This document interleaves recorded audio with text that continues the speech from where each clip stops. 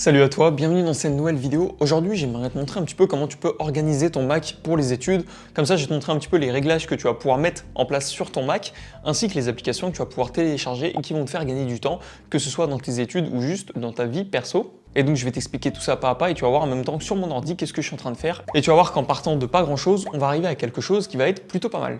La première chose que tu dois faire sur ton Mac pour qu'il soit bien organisé, pour que tu puisses assez bien te retrouver, ça va être au niveau du bureau et ça va être au niveau des dossiers et des fichiers. Il faut absolument que dès le début, tu tries tes fichiers et tes dossiers parce que sinon, ça va être complètement le bordel par la suite. Donc là, tu peux voir sur mon ordi que c'est un petit peu le bordel. Il y a des captures d'écran un peu de partout, des dossiers un peu de partout. C'est pas du tout rangé et vraiment, j'ai fait en sorte de partir du plus bas possible pour que tu puisses un petit peu te visualiser à ma place avec ton Mac et qu'on fasse ensemble l'organisation ainsi que les réglages qui vont devoir être faits. Du coup, la première chose que tu peux faire, ça va être de créer des dossiers en fonction des cours que tu as. Imaginons que tu as plein de dossiers comme moi et que tu n'as pas forcément envie de les ranger, tu as envie que ce soit fait automatiquement. Ce que tu peux faire, tu as juste à aller dans Présentation et là, tu as un petit truc qui s'appelle Organiser en pile. Tu appuies dessus et là, tu vas voir que ça va mettre tous tes dossiers en pile. Donc, c'est plutôt simple. Après, le seul problème avec ça, c'est que tu ne vas pas pouvoir modifier du coup l'emplacement de tes fichiers. Ils seront automatiquement mis sur la droite, mais tu peux quand même changer un petit peu. Par exemple, tu peux grouper soit par type, par date d'ajout, date de modification, date de création ou tag. Tu vois, si je change, hop, ça change l'ordre du coup des fichiers et des dossiers. Moi, j'aime bien cette astuce parce que ça permet de les ranger assez rapidement et j'ai pas forcément besoin que mes dossiers soient un petit peu bien alignés au milieu de l'écran ou juste sur la gauche, sur la droite. Moi, comme ça fait automatiquement et j'ai pas besoin de me prendre la tête. Mais si toi, tu veux l'organiser à ta façon, du coup, organiser en pile, tu l'enlèves et par exemple, tu vas créer un dossier déjà pour tes cours, tes projets perso. Ça peut être n'importe quoi, ça peut être de la danse, ça peut être de la musique, si tu fais du code ou juste si tu fais du montage vidéo comme moi par exemple. Et le but ça va être de ranger un maximum de tes fichiers, de tes dossiers là-dedans. S'il y a des trucs qui rentrent pas dedans comme par exemple les captures photo vidéo, bah, tu peux créer un nouveau dossier en mettant par exemple capture.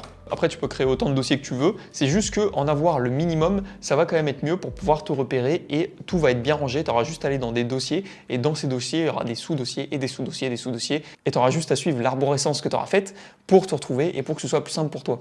Par exemple, sur mon bureau, j'ai à la fois un pack de lutte, j'ai des rushs de mon Canon, j'ai mes vidéos YouTube, j'ai des choses du guichet des entreprises, j'ai des formations, j'ai un StageShort, c'est un peu le bordel. Donc moi, ce que je peux mettre, c'est juste déjà dans les cours, tac, tout ce que j'avais fait pendant les cours, hop, Localux. Dans les captures, je vais mettre du coup toutes les photos qu'il y a sur mon écran.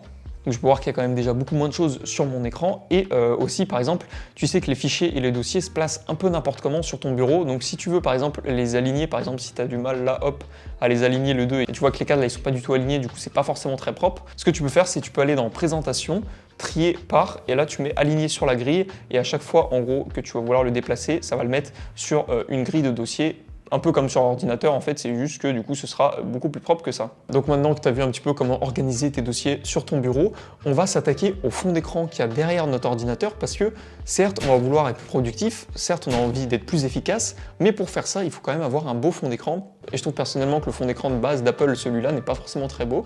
Il y en a d'autres qui sont plutôt sympas. Hop, si on va dans les réglages qu'on recherche, fond d'écran, tac, juste ici, on peut voir qu'il y a d'autres fonds d'écran qui peuvent être assez sympathiques. Mais moi, ce que je vais te montrer, du coup, ça va être comment ajouter tes propres fonds d'écran, parce que je vais te proposer trois solutions. Soit tu mets les fonds d'écran de base d'Apple, soit tu mets des fonds d'écran que tu vas créer, ou soit tu mets des fonds d'écran d'une application tierce. Cette application tierce, ça va être Unsplash, et tu vas pouvoir la télécharger du coup dans l'App Store. Elle se trouve juste ici. Une fois que tu l'as téléchargée, du coup, tu as juste à l'ouvrir. Elle va se lancer en haut sur ton Mac. Tu cliques dessus et là, tu as juste à chercher du coup un fond d'écran qui va te faire plaisir. Celui-là, il est sympa. Tu as juste à faire Set as Wallpaper et une fois que tu as fait ça, du coup, tu as ton fond d'écran qui a été mis directement sur ton bureau sans que tu aies rien à faire d'autre. Donc Unsplash en plus, c'est gratuit, c'est des images libres de droit et c'est quand même des fonds d'écran qui sont d'une assez bonne qualité.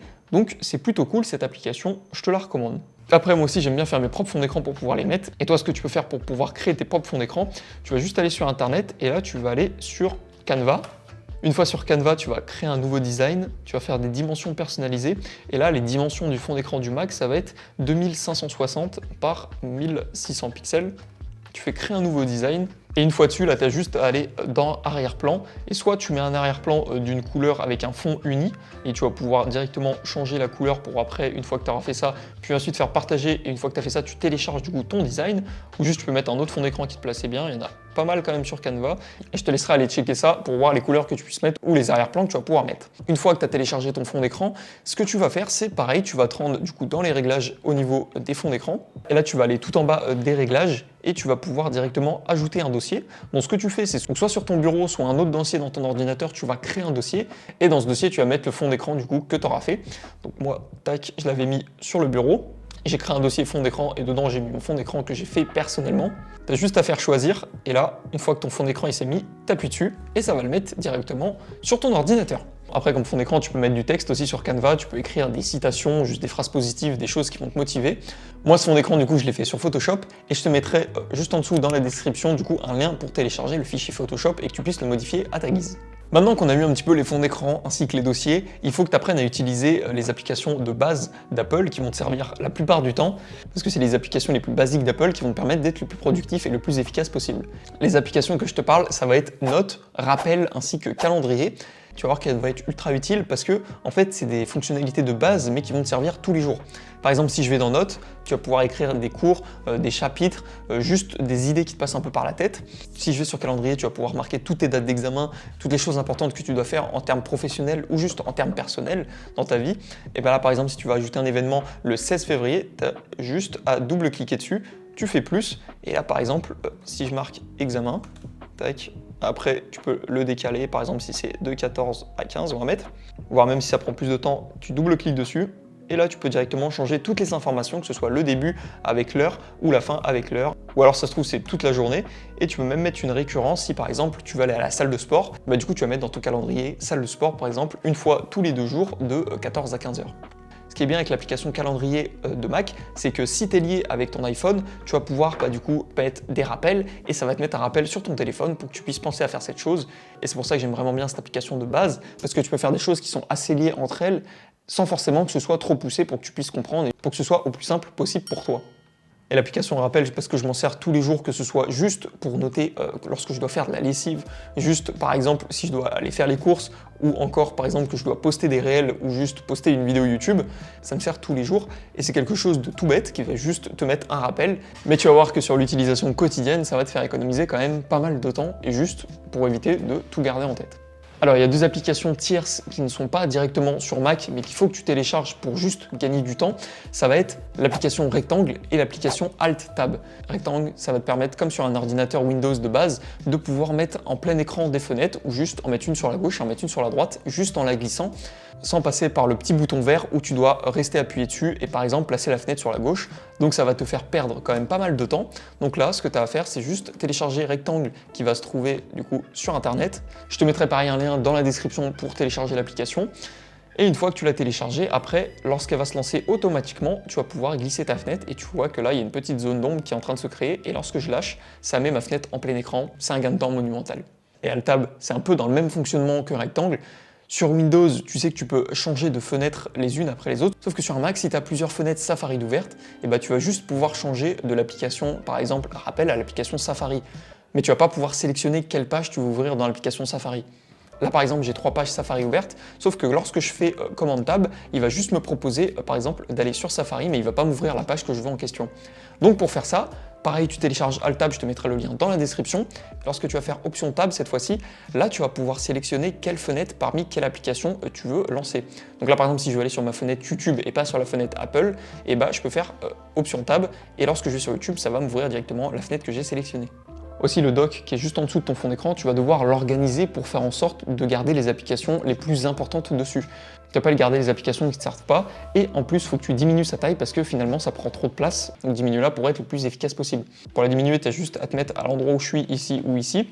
Et là ce que tu vas faire, c'est que tu vas juste glisser vers le haut tout en maintenant le clic gauche et tu vas pouvoir, comme je suis actuellement en train de le faire, diminuer ou augmenter la taille du dock.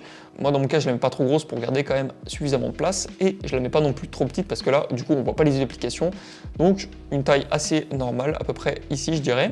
Comme ça me permet, lorsque je suis sur une application, que ce soit Safari ou sur une autre application, de quand même garder un maximum de place sur l'écran pour l'application et diminuer la place pour le dock. Et pareil pour les applications. Si tu vois qu'il y a des applications qui ne te servent pas du tout, comme par exemple l'App Store où tu sais que tu y vas de temps en temps, tu as juste à sélectionner l'application, la mettre tout en haut de ton écran et ça va la supprimer du dock. Ça va pas la supprimer de ton ordinateur, rassure-toi. Si tu veux retrouver par exemple l'App Store que j'ai enlevé, tu as juste à faire commande espace et là tu marques App Store.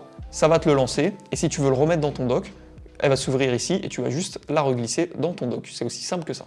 Aussi, vu que je suis dans les fichiers ainsi que le doc, ce que tu vas faire, c'est que tu vas aller dans le Finder et tu peux voir sur la gauche du coup tes favoris, et tes favoris ça va être un espèce de raccourci pour tes dossiers ou tes fichiers, et ça va être très important. Moi tu peux voir que j'ai mis YouTube parce que comme ça quand je vais sur YouTube, et ben au moins directement après je peux aller dans mes vidéos montées, mes vidéos qui sont pas montées, mes miniatures, mes musiques, sans forcément rechercher directement sur mon ordinateur en étant sur le bureau, puis après finalement aller sur YouTube, etc.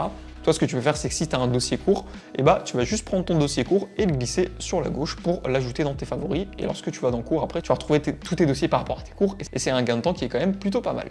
Tu l'auras vu sûrement tout au long de la vidéo, j'ai utilisé des raccourcis clavier. Ça me permet d'être plus efficace parce que en utilisant les raccourcis clavier du Mac, ça me permet de gagner du temps pour juste éviter d'utiliser le trackpad. Par exemple, si tu veux faire une recherche d'un dossier que tu as perdu, au lieu d'essayer de le chercher sur tout ton ordinateur, ce que tu peux faire, tu as juste à faire commande espace, et là tu vas pouvoir rechercher l'application ou le dossier que tu auras perdu. Par exemple, si moi j'arrive pas à retrouver mes cours, et bah tu marques cours, tac, tu descends un petit peu, et là tu vois le dossier cours, et si tu double-cliques dessus, du coup, il va te l'ouvrir. Ça marche aussi avec une application, lorsque j'ai envie de la quitter sans forcément faire clic droit sur l'application puis ensuite quitter, ce que tu peux faire, tu as juste à faire commande Q et ça va te quitter l'application. Pour éviter de perdre tes cours ou juste des mois de choses que tu auras mis en place sur ton ordinateur, tu peux activer Time Machine. Donc pareil, dans les réglages, tu marques Time Machine et en gros, tu as juste à acheter un disque dur externe, tu le branches à ton Mac et ça va faire des sauvegardes de ton Mac sur le disque dur externe et après tu fais des sauvegardes autant de fois que tu veux. Moi, je le mets en général une fois toutes les semaines, une fois toutes les 2 semaines et comme ça fait une petite sauvegarde sur mon Mac et au moins je suis sûr d'être tranquille au cas où s'il y a un problème sur mon Mac. Aussi, tu peux aller dans les réglages et dans les notifications pour n'activer que les notifications qui vont être importantes lorsque par exemple tu es en cours. Tu peux régler la plupart des applications qui sont présentes sur ton Mac avec les notifications et tu peux décider soit si tu veux seulement une pastille, soit finalement si tu veux un son, soit finalement tu veux une alerte ou si tu veux rien de tout ça. Et tu peux régler après en fonction de chaque application. Je te laisserai regarder ça de ton côté, mais moi en attendant, je te montre un petit peu qu'est-ce que j'ai activé ou qu'est-ce que j'ai désactivé pour que tu puisses le mettre pareil de ton côté. Donc voilà, comme ça, j'espère que grâce à cette vidéo, tu auras pu un petit peu organiser ton Mac pour être prêt finalement pour tes études et juste qu'il soit le plus optimisé possible sans forcément télécharger trop d'applications externes pour éviter en fait d'être perdu avec les autres applications. J'espère que cette vidéo t'aura plu. N'hésite pas à me dire ce que tu en auras pensé en commentaire, à laisser un petit j'aime, à t'abonner à ma chaîne si ça t'a plu. Je te dis à la prochaine pour une prochaine vidéo. Ciao!